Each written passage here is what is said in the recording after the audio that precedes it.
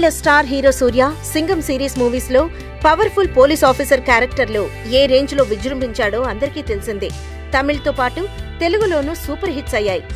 SI, NCC officer cum under cover cop గా కేక పెట్టించిన సూర్య ఇప్పుడు S3లో డీసీపీ నరసింహగా కనపడబోతున్నాడు. ఇప్పటికే 2 సార్లు రిలీజ్ పోస్ట్పోన్ అయింది. జనవరిలో S3 ప్రేక్షకుల ముందుకు రాబోతోందని తెలుస్తోంది. S3 స్టోరీ లీక్ అయిందనే వార్త కాలీవుడ్ లో హల్చల్ చేస్తోంది.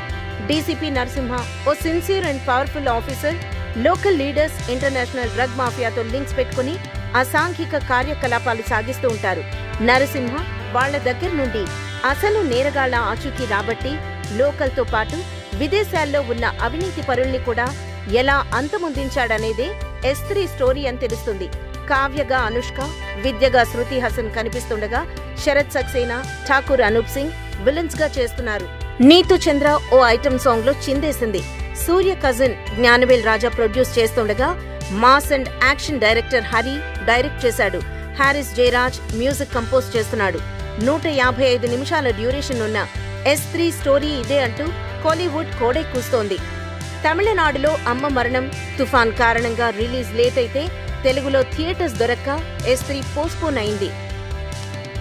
మరిన్ని ఫ్రెష్ ఫిల్మ్ అప్డేట్స్ కోసం మా TFC మీడియా ఛానల్ ని సబ్స్క్రైబ్ చేసుకోండి.